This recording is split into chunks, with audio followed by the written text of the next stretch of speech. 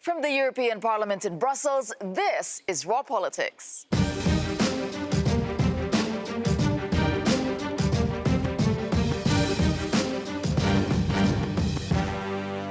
Thank you for joining us tonight, and this is what we have on the program. Europe's matchmaker. Fresh off the EU summit, Donald Tusk is on a mission to fill Europe's top jobs and get everyone on side. Balancing act, growing calls from European leaders to appoint more women to the most powerful posts.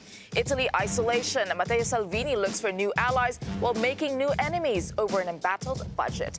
Belgian divide. Triple elections leave a gaping political gap and what it means for national unity. And best of Vettel. Luxembourg's prime minister steals the show in tonight's Raw Moment. All right, it is time to meet our panelists this evening. We have Lorenzo Consoli. He's a correspondent for ANSA News. What are you watching tonight? ASCA News. ASCA News, that is. What are you watching? Well, in this moment, they asked me actually to check a sort of list of all possible candidates for the posts in the different institutions. And of course, the story of Italy isolated. Italy isolated indeed. Really interesting one. Okay, also joining us tonight, Brian Maguire. He's a reporter with Euractiv and a regular here at Raw Politics. So, Brian, what are you watching? Matchmakers. Everything, all the talk of the town today is about who's going to make it to the top post of the Commission President and who's going to get the other jobs. And there's a big strategic game out on the chessboard there tonight. All right, and also joining us tonight, Marietje Schaake. She's a Dutch MEP with the Liberals and Democrats. What about you, Marietje? Well, I'm watching the whole question of gender balance, but in a ambiguous way, because I think it is unpleasant that we still have to talk about the need for gender balance in 2019. There are such amazing women that could really go into all. I mean, the top positions could be filled by 4 women, 5 women, 6 women. That was a consideration. I'm a little bit fed up with the fact that this is something that deserves, needs to have so much attention, and it doesn't automatically lead to more representative leadership of the EU. All right, so the gender parity, it's also part of those calls, in those EU top jobs. So we'll begin with those jobs that are up for grabs here in the EU, because a short list for Europe's most powerful positions, in fact, which includes the European Commission post and a deadline of just over 3 weeks. Now, leaders from 28 member states, they wrapped up their summit last night in Brussels, the first time they've sat down since European elections to discuss who should replace Jean-Claude Juncker and be appointed to other top posts. Council President Donald Tusk will now begin discussions with the capitals and the European Parliament to shorten the list of contenders. And he says EU leaders will not automatically accept the European Parliament's nominees. That the European Council will exercise its role when electing the Commission President, meaning, in accordance with the treaties, that there can be no automaticity. At the same time, no one can be excluded. Being a lead candidate is not a disqualification. On the contrary, it may increase their chances. Well, Angela Merkel and Emmanuel Macron have in the past formed a united front at EU summits, but this time around, it appears that the German and French leaders are not seeing eye to eye on the next Commission President. La clé, c'est que les gens qui seront aux postes les plus sensibles partagent le projet et soient les plus charismatiques, inventifs, compétents possibles. Wir haben heute über Namen nicht gesprochen und sehr bewusst nicht. Ich habe ja auch ein bilaterales Gespräch mit Emmanuel Macron gemacht. Es ist kein Geheimnis, dass er kein Unterstützer des Spitzenkandidatenkonzepts ist. Aber wir alle müssen natürlich jetzt mit den Gegebenheiten leben. Es ist klar, die EVP-Fraktion ist die stärkste Fraktion im Europäischen Parlament. Es ist gleichzeitig klar, sie alleine hat auch keine Mehrheit im Europäischen Parlament.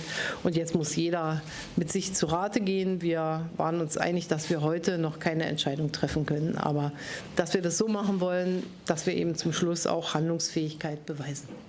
All right, we were all watching that last night. I mean, clearly going into it, it was the French-German tension that was the big story. So what did we get out of it? I think we can say that Manfred Weber hasn't a chance of getting this job right now. Has not the chance? No, he's no chance. This is a hostage situation where you have to release Manfred Weber from this trap without hurting Merkel. and they have to choreograph this over the coming days as well. Secondly, the two people who are really in the frame for this now are Frans Timmermans from the Social Democrats, and increasingly Margaret Vestager from the Liberals, Maricha's party as well. She's done extremely well, and just coming in here to the studio, I met with some people who are going to the Greens group. They couldn't say 100%, but it looks as though the Greens are pitching towards supporting Margaret Vestager as well.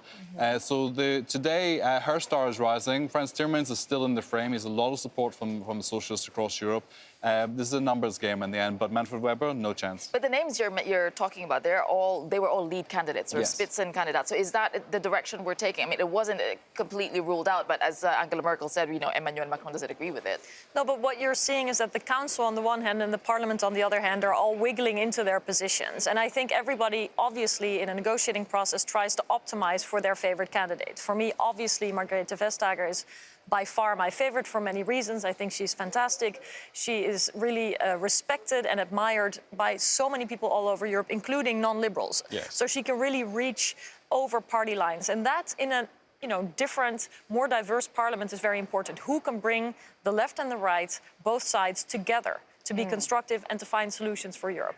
So this process will go on. And I mean, betting on names and trying to predict who's going to come out of the high hat, what you're observing is a normal kind of negotiating process that happens in different iterations and phases between the Council and the Parliament, and they need each other. So they have to work it out together. And it's not just uniting the left and the right. You have the likes of, Italy, the Hungaries of this union. Yeah, but I wanted to say something about the assumption that there was a fight between Merkel and Macron, because I think that actually at the end of the evening yesterday, it was absolutely clear that there was an agreement. And I listened very carefully to Macron and to Merkel. And actually, Macron was saying why the Spitzenkandidaten, the leading candidate that the Parliament wanted to impose to the Council is not going to work. And the Council is refusing that, is rejecting that very clearly. And Merkel was explaining why, finally, notwithstanding her support, Weber will not be the candidate. Do you find it interesting that, just very quickly, that Emmanuel Macron, who might have lost popularity at home, it seems to wield so much influence here? I don't know that he does. I think it's exaggerated. Okay. I do think it's exaggerated. Okay. He does have a strong influence. He is certainly pushing the agenda in one direction. Absolutely. But you shouldn't count too much weight on what his he shoulders. has to say. There are a lot of dynamics here. The blocs in here are a little bit more independent from their home capitals as well. People think for themselves a little bit more here. Okay, let's elaborate on something that you had said earlier, Brian, on who are the names that are coming out from last night's meeting. Let's take a look at this. Welcome to the race for the EU's top job. As you can see, it's a crowded field. There's EPP's lead candidate Manfred Weber, but his party suffered big losses at the election, and he's certainly not the favorite among EU leaders. Now, having to fight for position, Weber could easily be overtaken. Next up, it's the dark horse of this race, Brexit negotiator Michel Barnier. He managed to clinch a deal with the UK. Could the Commission job be his trophy? Galloping up the side is the Socialists and Democrats' lead candidate, Frans Timmermans. His party didn't win the most seats at the election, but he proved a strong performer in debates and has the backing of Europe's left-wing leaders in the Council. Then we have the Commissioner and Liberals' lead candidate, Margrethe Vestager. She made a name for herself in Jean-Claude Juncker's Commission and could be seen as a compromise candidate. Next up, it's IMF chief Christine Lagarde. She's been tipped for the position and certainly has plenty of race experience. And then we have the rank outsider, Angela Merkel. She's expected to step down as German Chancellor, and her name's been mentioned in the search for the next leader. Reports, though, suggest she doesn't want to go the distance. As the runners and riders jockey for position in this long race for Europe's top job, all eyes are now on who will fall at the first hurdle. All right, I mean, I think Angela Merkel at this point, it's a bit of a long shot, but is it wishful thinking for us to see her in one of these top posts? The day before elections, people were talking about Angela Merkel For the Council. For the Council or Commission. when the results came in and we saw that the populist surge had been dampened and there was no great sense of crisis or drama, nobody was talking about Merkel anymore. And this week, hardly anybody's mentioning Merkel. So Merkel's there to win in the moment of great need, but Europe's not calling so loudly And what today. about the other name that kept getting thrown around before the elections? Michel Barnier. And where is Michel Barnier? I mean, we haven't heard from him, but... Well, I mean, what you see, and it really is sort of a game of betting on horses, because there's still a lot of what you call dark horses that are not even visible in this game yet. But what you see articulated in mentioning of names like Chancellor Merkel is, I think, a desire by a lot of people to have excellent, very well experienced, charismatic, strong political leaders for Europe. And I think that that should be the aim, not to compromise on quality, to see really the best people there. And in that sense, I'm fully understanding why Lagarde and Merkel are being mentioned. So that's the kind of leader that Europe ideally, needs of course, right it would be wonderful to have people with such experience, such gravitas. But it's also a balancing act, not to say trade-off between Eastern European, Western European. It cannot be people who have held top positions. So I think, for example, Italy will have to take a backseat after having the High Representative and the ECB. They have 3 posts, in fact. Yeah. Okay. Yeah, we've been talking about women. I'll get to you, Lorenzo, after this, because for the first time ever, leaders are talking about appointing more women to the EU's top jobs. Luxembourg Prime Minister Xavier Bettel and French President Emmanuel Macron, they were among those calling for improved gender parity, along with Council President Donald Tusk. It's not only my aspiration to have a real gender balance among the leaders, new leaders of our institutions, and there was a very visible majority around the table determined, like me, on this. And you are absolutely right. Gender balance means at least two women. If it is possible, we will see. But this is at least my plan and also my personal ambition. Well, just interesting statistic. The EU is like, I think, 52% women anyway. You know, it's half women. So let's talk about gender parity. The only woman right now in the top job is the Italian Lamborghini, clearly. So how seriously are they taking it this time, and why? I think it will be very, very difficult to come back from what they said yesterday. Tusk and Macron in particular were very clear on this. There must be 2 women and 2 men in the 4 top jobs we are talking about.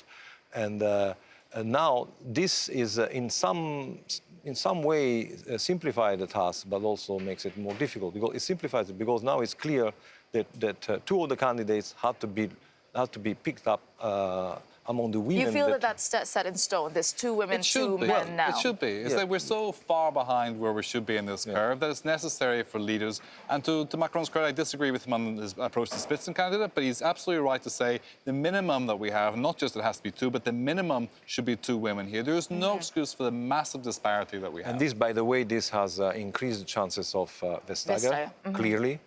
And we know also that we need balance with the eastern countries, and there are 2 women from the eastern countries that are quite likely candidates, at least for the high representative job, which are Georgieva, the commissioner for justice, and Grybauskaite, who was been commissioner and now is president. Georgieva is now at the World Bank, just to be clear. Right. Georgieva, She she has been home. commissioner. Yeah, but she's indeed another excellent exactly. female candidate. And indeed, I mean, the fact that we're still talking about this in 2019 endlessly frustrates me. But let's also have this house, new house, look at itself.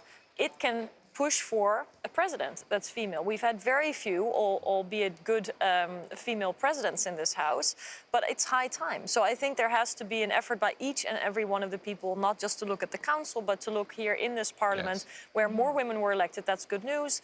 It's a more diverse house. Everybody can contribute to being more representative of the people also in the top jobs. But what does it change in terms of leadership? I mean, okay, I know there have been studies done on this, but if it's the best person, doesn't it not matter whether it's a man or a woman, if it's the best person to do the job? Look, I was... Because you also don't want people to say, oh, you got the job because you're competent, but so is he, but you're a woman, let's put you in. Yeah, last night I tweeted some remarks that I was told by some ALDE advisors, liberal advisors here, about why Margaret Vestager wouldn't be a good candidate for the Commission. And immediately I got Some liberals told you that? Yes, and this is why I tweeted it, because some I liberals wonder where that came from. yeah. So, and the point that I really got some very quick responses saying the patriarchy always says this. Now, as men, you don't tend to be that sensitive to it, but when you think about it a little bit, this is still a boys' club. And unless you change the rules firmly and clearly, it will stay a boys' club. And as nice as people talk about Me Too and supporting women's rights and things like that, they need to be compelled to do this. If it takes quotas, make quotas. And what Macron did and what Tusk, I believe, is sincere about as well, is making that happen. It's time it happens. I have 2 daughters. I don't want them sitting on the outside of the committee room because the boys thought maybe they were just a bit too emotional or maybe they didn't have the right skill sets. They have the right skill sets. They should be in the room and we should make it work. And anyway, there won't be anybody better as a woman, Angela Merkel, as president of the Council, the European Council. And there will be the other candidates that are for the Commission, Barnier in particular is very good, and Timmermans is very good, are at the same level as Vestager. So we can choose without renouncing. They are the best. Yeah, there are excellent candidates. What we have to see is that they're not being pushed away by the old boys network. Exactly. That's there you all. go. Okay, and you were mentioning diversity in the new makeup of the Parliament, because in addition to the new faces at the European Commission, the European Parliament will also soon welcome a fresh batch of MEPs, and although some of them are certainly old news for political junkies. Let's take a look. Enter the class of 2024, a mix of old hands and fresh faces. Just some of the 751 MEPs who on July 1st will take their seat in the heart of Europe. First up, Silvio Berlusconi. Through these doors once already back in 1999, he wasn't going to let a string of scandals and a tax fraud conviction stop him from making a comeback. Leading Forza Italia, he wants a more united Europe and lower taxes. Up next, Jordan Bardella, the babyface prodigy of Marine Le Pen. Steering the national rally to its election victory, at just 23, he's the far-right's ultimate rebrand. From Poland, Robert Biedroń is shaking things up in a country where liberals are few and far between. Pro-choice and same-sex marriage and a bit of a green warrior, his pro-EU Wiosna party is one to watch. Then there's Šarūnas Marciulionis, a former heavyweight basketball champion and pioneer of the Eurostep, a dribbling move used to fool the opposition. With 12% of Sunday's vote, could he be Europe's next rising star? The celebrity chef turned politician Sarah Wiener cooked her way to fame in Berlin. In Brussels, she's hoping to be the European Greens Michelin star. And finally, if a criminal record couldn't stop Mr. Berlusconi, then why should it stop these two? One's in jail and the other in exile. But together, this Catalan separatist pair won an average of 25% of the vote and a seat each in parliament. Only problem is, they've got to get there first. Thank you for listening. Okay, let's do a quick round. Who are you watching among the new faces and why? Like, who's going to create a stir? Who should we be watching closely? Well, in Italy, we have a doctor who has been, from Lampedusa, who's been elected in the Partito Democratico, and he is very, very much the face of the fight to Salvini's against ideas. Salvini. Yes, against Salvini, Okay. because he actually took care of the migrants when they arrived. What's his name? I don't remember now. Okay, I'm we will sorry. find. I have it here. And so that is, I think, is somebody that would be the voice of people who live there. I mean, this is At not the forefront, you Yes, mean, at the forefront, of and that he fight, okay. takes care of the people coming injured. Okay, and what about you, Marietje? Well, I think we should remain curious, because not because people are already well known are they going to be rising stars. I'm sure there are going to be newcomers that are going to blow everybody away. But Radek Sikorski is an old, well-known name from the former Foreign Affairs Minister from Poland, who I'm sure is going to leave a mark here. Marina Kaljuran, former Foreign Minister of Estonia, very tech-savvy, a wonderful new addition to this parliament. So I think there's many people that we will hear a lot from. Okay. And I look forward to seeing how they will be after an executive role in this parliament. Indeed. Okay.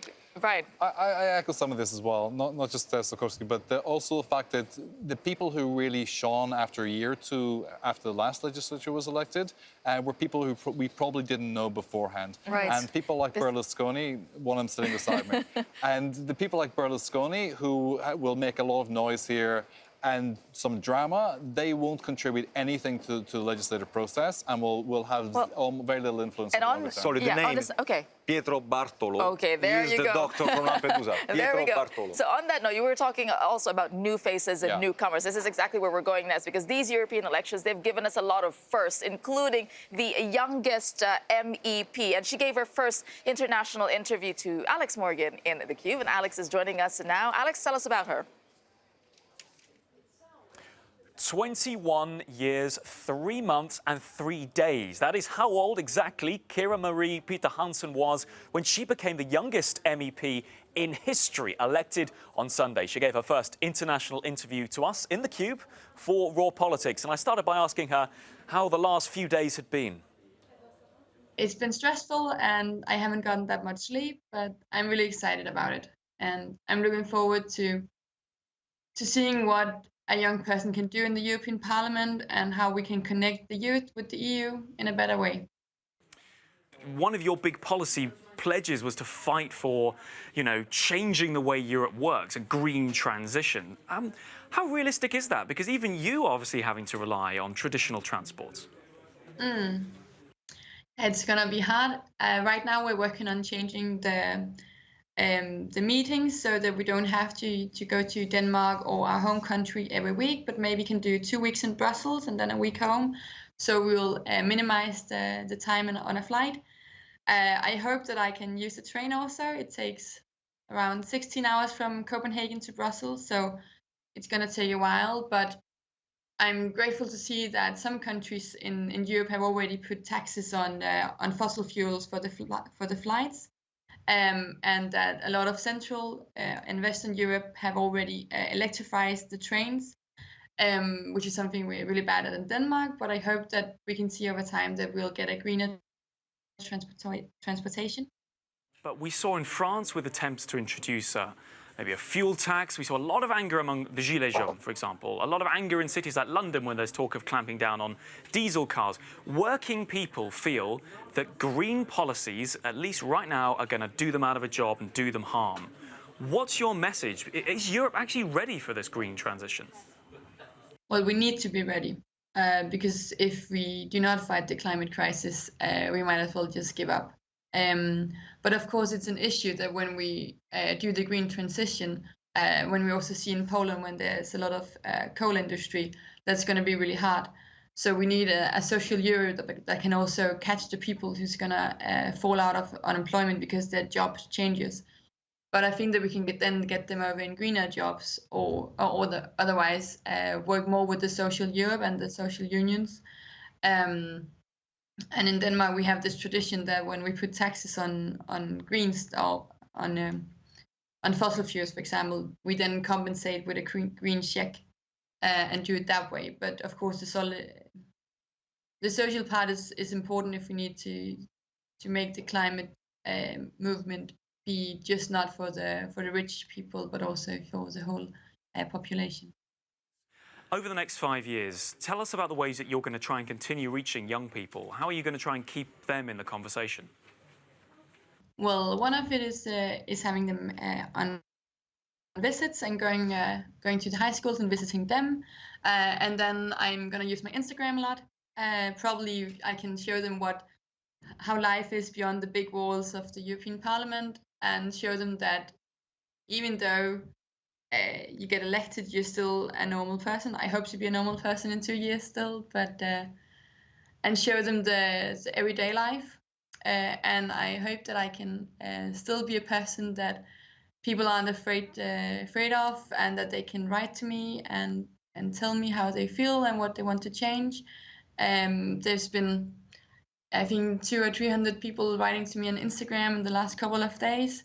and I hope that that will continue. Well, and certainly a lot of established politicians in that parliament who will be opposed to many of Kira's ideas. But on that question of experience versus age, Kira said to me, young people shouldn't be told to just get a job and go into politics later. She firmly believes they should be in the parliament from as tender age as 21. She certainly feels she's ready for the challenge. Of course, it's going to be a very interesting 5 years, particularly for the Green Group fighting for their issues in a very interesting parliament. All right, thank you for that, Alex. I'll go to you on this, Maricha, because the average age, in fact, of the last parliament was, as of March 2019, 55 years old. So now you have it's not very young, and now you have a 21-year-old. Question of experience versus age, and the youth vote playing such a key role in these elections and the Green issue. Well, I think good for her. When I came here 10 years ago, I was 30, and that was young at the time. So I recognize a lot of the idealism. I think it's great that she wants to change the system. We also want to stop the traveling circus and going to Strasbourg and having 2 seats for this parliament. How soon did you have to rein in that idealism? Yeah, it's hard, but we have to keep fighting. That's the point. I mean, you shouldn't give up. So I think she's feisty, and I really like to see that, and I wish her all the very best. Experience versus being young. Look, it's up to everyone how to shape that, but I would like to think that everybody in this parliament has to consider the young generation. It cannot just be the young representatives, because they'll be outnumbered, as you said, who focus on young people and youth issues. So I try to focus on broad topics like trade, like technology, like foreign policy, and everybody does it their own way. But you can definitely gain and build a position by working hard and by creating that experience as you start here. And indeed, I think there's no denying that the youth voice was much louder this time than it ever was in the past elections. All right, we have a lot more coming up for you on Raw Politics. Matteo Salvini tries to flex his political muscles in Brussels, but could Italy's defiance isolate it from the rest of the EU? Plus, if last night's Council Summit was a popularity contest, well, Luxembourg's Prime Minister might just be the winner. That is coming up in tonight's Raw Moment. Welcome back. Now, as EU leaders look to fill Europe's top jobs, it appears that one nation could be left out in the cold. Italy currently holds 3 of the bloc's top 5 posts, but a Eurosceptic surge could change that. Because earlier this week, Deputy Prime Minister Matteo Salvini seemed unfazed. He says he can still change the balance of power in Europe with a little help from his friends. Il gruppo parlamentare a cui la Lega darà anima e corpo punta ad avere fra i 100 e i 150 membri. Noi su questo stiamo già lavorando da ieri notte. Quindi contiamo di essere in tanti, determinati e determinanti. And someone who doesn't share Salvini's aspirations is fellow Italian Antonio Tajani. He's the president of the European Parliament. He has called out his home country's behavior, saying, quote, Italy is isolated. When you shout, scream and insult, then you remain alone and results are very modest. Okay, and still with me to talk about this, you have Lorenzo Consoli. He is an EU correspondent with AXCA News. Maricha Schaake, Dutch MEP with the Liberals and Democrats, and Brian McGuire, reporter with Euractiv. Okay, so is he being overly optimistic? I'll start with you, Lorenzo, that he can dominate, or he can get the numbers that he thinks he can get at the European Parliament? Well, there is a possibility that he gets such numbers right, because if you look at the 3 groups at the right of the EPP, they have around, I think, 170 seats, 180. So it's possible. It depends also. One of his projects is to pull the Hungarian Prime Minister Orban out of the EPP and make a group with him. How's that looking? Orban is not very exactly so very convinced. But anyway, this is something that we will have to look, because the dynamics inside the EPP also are totally in this moment a total mess. So we have to check this. But I think he has the potential to actually lead a big group. But the narrative according to which this will change Europe and the European equilibrium, I don't believe that, because anyway, it will be not enough, even if they make agreements with the EPP sometimes for some legislation, will not enough to have the absolute majority in the parliament. Or in council. And leading up to this election, I mean, we've been discussing this whenever you were in the show about the Salvini and Le Pen alliance. But does it seem that now he's shopping for friends? Does it seem that Italy is actually more isolated now after the election results came and after the ambiance seems to have changed? Is that the case? Don't underestimate Salvini. Okay. And Salvini's game is much bigger than that. He's got problems with the budget deficit. He's got problems with GDP and growth. All these things are going to come there. Where he may find he has friends across bigger parts of the groups, including in Council, is when it comes to reforming the Eurozone. The Eurozone prioritizes inflation above employment. This is a big northwest, east-west divide in Europe.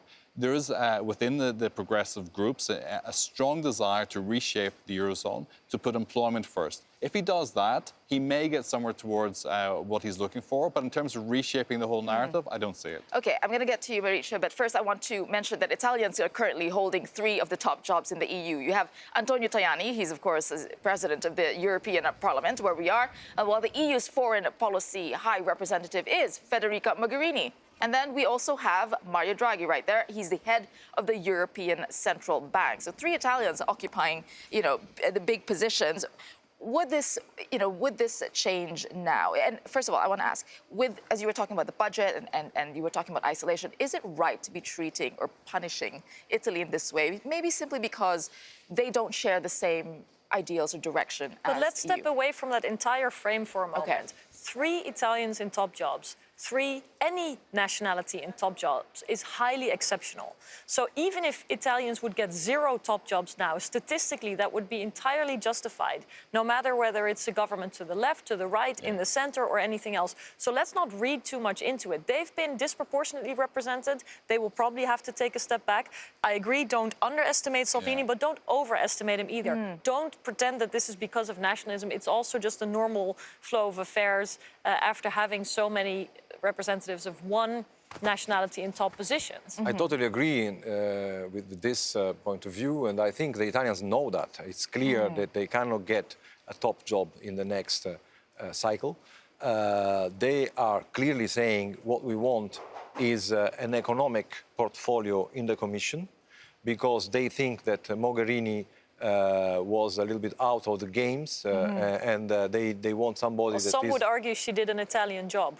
Yeah. By focusing so much on migration and everything. She actually took very seriously her job, and she did her job forgetting that she was Italian. And I think that's something that honors her. It's not something. I think that's really interesting. It was on your call, in fact. We have Politico's David Hirschhorn, who brought up the idea that when Italy criticizes Brussels, when in fact is it Italy versus Italy? You've got 3 Italians deciding at the top jobs from Brussels. It's so Salvini to complain about Brussels regardless. So if we end up with no Italians in senior jobs, he's going to say, look, they're isolating us. I told you, they hate us, they hate us, they hate us. That plays very well into his narrative. It's the rhetoric. Don't forget one thing, one important thing is what the Italians really are saying is we will count more.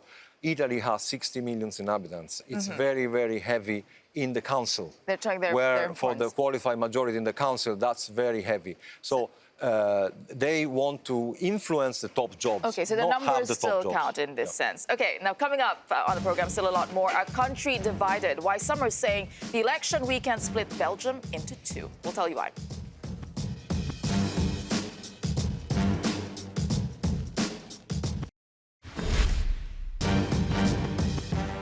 Welcome back to our politics. Now, Belgium's triple election on Sunday saw big gains for the far-right Flemish separatist party Vlaams Belang.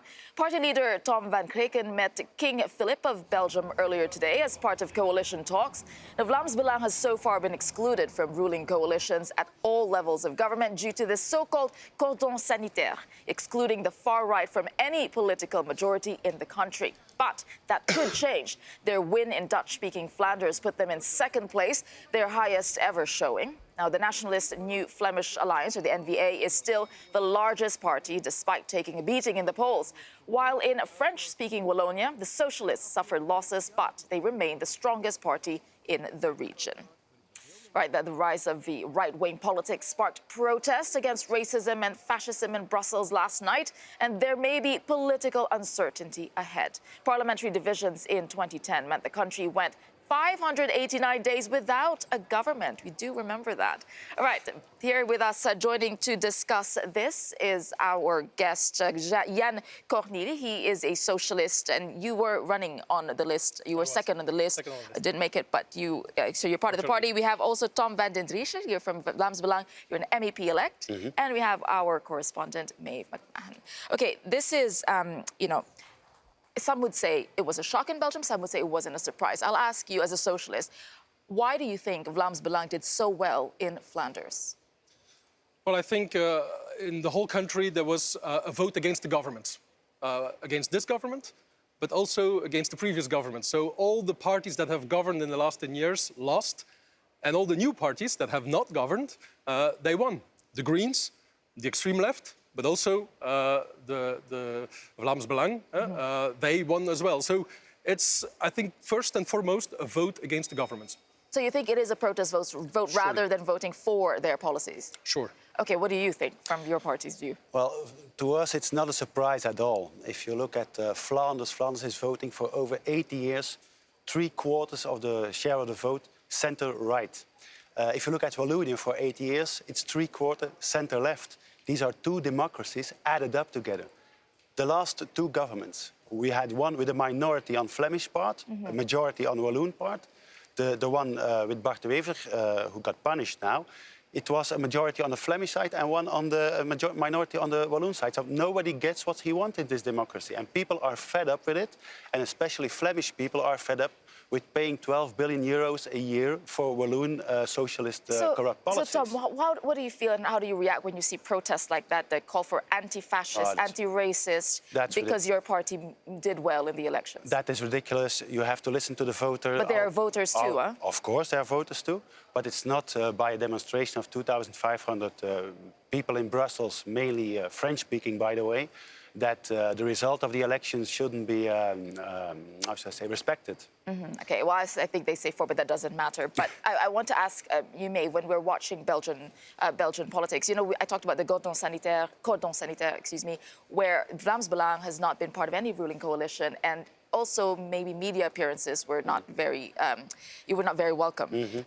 Do you think this is a backlash also against that sidelining sidelining of Vlaams Belang, or is it really a vote for what they stand for?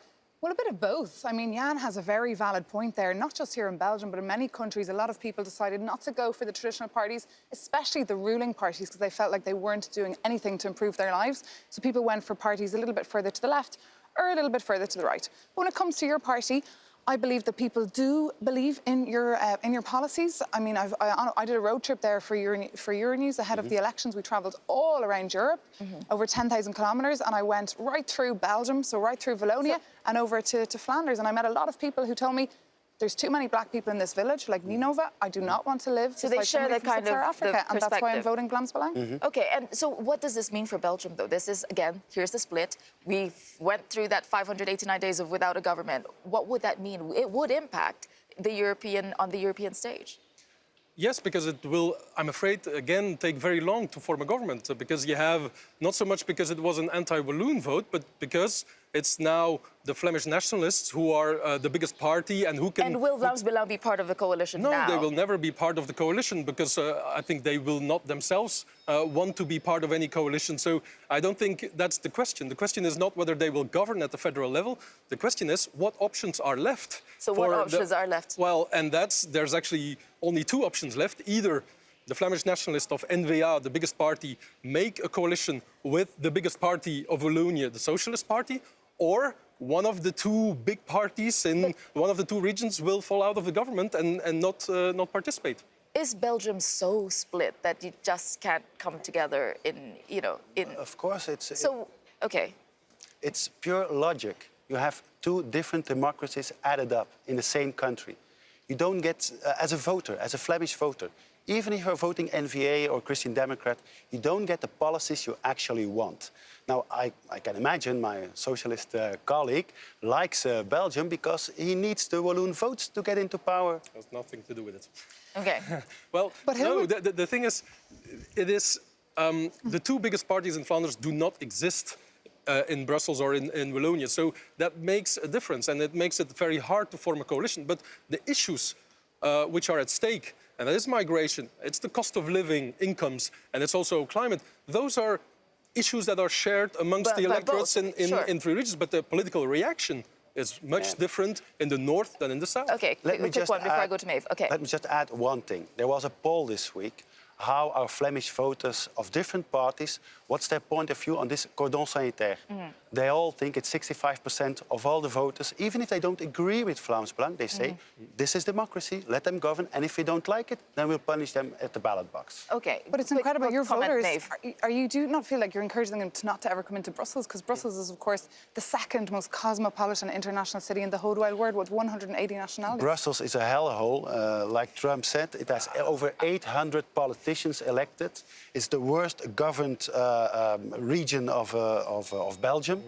And again, Flemish people will have to clearly, pay for this is very obvious, the difference in perspective in one country. And I think that's what makes Belgium interesting and what makes it a headache for the European Union. Okay, speaking about that, well, Donald Tusk, he thinks that he's got just the antidote to Euroscepticism and nationalism. So speaking after last night's Council summit, this is what he said.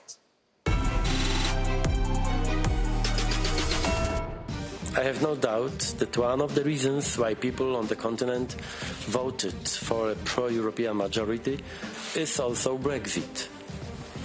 As Europeans see what Brexit means in practice, they also draw conclusions.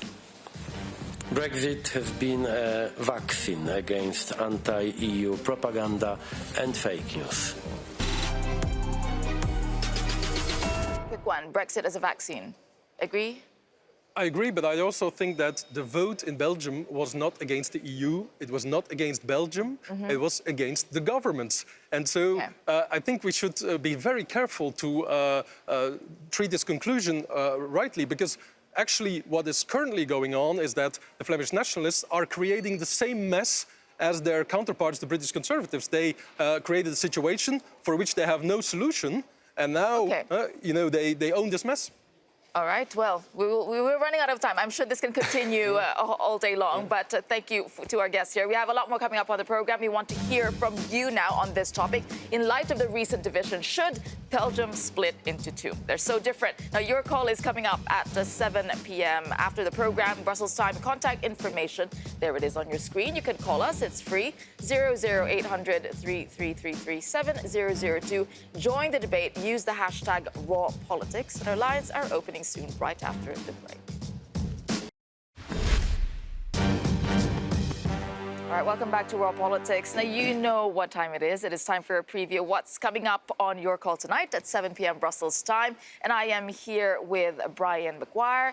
Still with us, Tom, I have to know how to say your name, Van den Driesch. Very good. Hope I did it well. And Maeve McMahon. So you're hosting tonight, Maeve. So what are we talking about? What are we asking our viewers? Well, as you say, Tessa, it's your call o'clock. That's a nice way of putting it. So it's time for the viewers to get in touch and give us a shout on all the topics of the day. First one, a topic that I have reported extensively on, I'm very curious about. It's about gender balance in the EU institutions. We're asking, do you think that there should be a female president let's have a look. of the Commission? Yeah, let's take a look at a little report.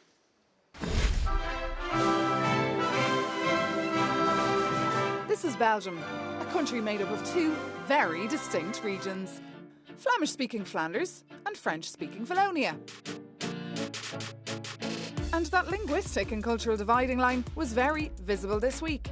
As the country went to the polls in a federal election, the far-right Vlaams Belang scored a huge win in Flanders, while left-wing parties triumphed in Vilonia and the capital of Brussels. As the daunting process of building a coalition government begins, 4,000 people took to the streets of Brussels last night to protest against the far right. So with Belgium's two halves moving in very different political directions, we're asking, should Belgium split in two? Gender balance means at least two women. There's never been a female president of the Commission, Council or European Central Bank. But could that be about to change in Brussels? As EU leaders pick the favourites for the EU top jobs, gender balance is firmly on the agenda. Spain, France and Scotland all have cabinets which are at least 50% female. What do you think? Does gender representation matter in government? Does politics need gender balance? And history is made. As Real Madrid overtakes Manchester United to become the most valuable club in European football, the club's price tag, a whopping €3.22 billion. This comes as a match-fixing investigation sees 11 players and officials arrested in Spain, accused of trying to profit from gambling on lower league football games. In Europe, the best leagues are often linked to Russian oligarchs and Middle Eastern sovereign wealth funds, and with season tickets for England's top club costing more than €2,000. We want to know, is money ruining the beautiful game? Come on, Europe, have your say. Should Belgium split in two? Does politics need gender balance? Is money ruining the beautiful game? So get on that phones. The number is free. It's 00800 333 37002, or you can email us at rawpaul@euronews.com. All right, so we're waiting for your call. Now, let's, since we still have Tom here and you're from Vlaams Belang, let's continue that conversation we were having actually during the break. So the question we're asking viewers is, should Belgium split into two? But I think you wanted to, it would be good for you to respond. You wanted to, what Maeve was saying, because she went through Flanders, and what you pointed out that you... One can notice it's culturally different, but obviously you're stuck together as well by the king. And people were making racist statements, and I was asking, do you acknowledge what Maeve saw in her trip through Flanders?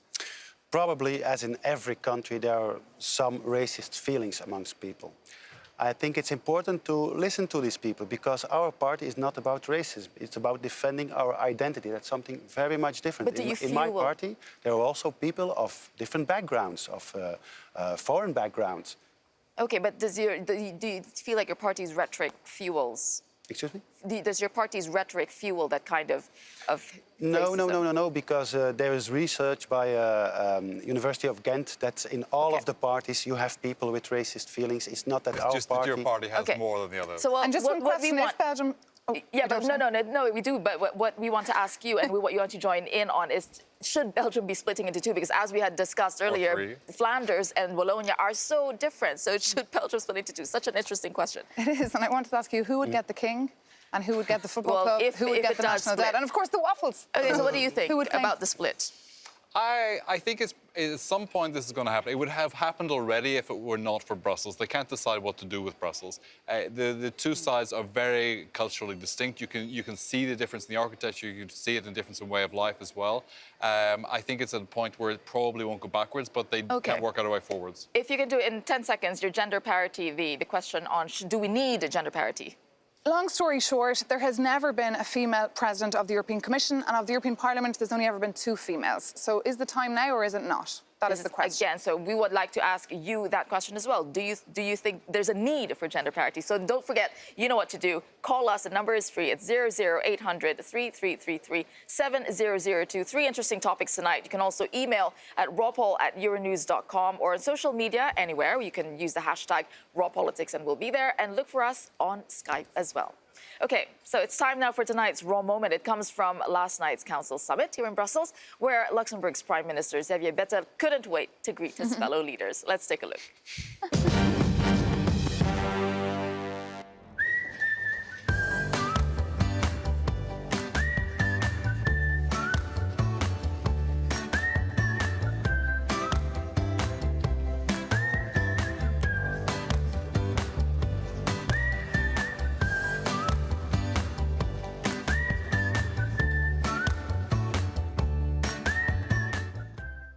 So you were talking about him earlier. I mean, he was such a nice character at that He made Theresa May smile, Mission Impossible, and it seemed like a genuine smile as well. So, yeah, I think whether that's just relief after the European elections, exhaustion or something else, I don't know, but he captured the mood today. Yeah, were you watching the summit last night as well? No. Seeing that, I mean, that's a rare moment, in fact, at the summit, like... last night? To be honest, last night I was still partying. Ah, okay, celebrating. Okay, so that was interesting to see Bettel. Xavier Bettel is always in a good mood. That's what his friends, his colleagues there always say about him, except when he gets really upset about Brexit issues. That does, you know, that and does where were you push some buttons as well. Ah, okay. Which is another interesting topic. Okay, so we would like to know your views on all of the topics that we have been covering tonight, and also the questions we asked you on your call. So do get in touch with us. You can look for us on all of social media. Use the hashtag #RawPolitics. And don't forget, follow us on everywhere, on Twitter, Facebook, and also on Skype. Thank you for watching tonight. And don't forget, your call is right after this program.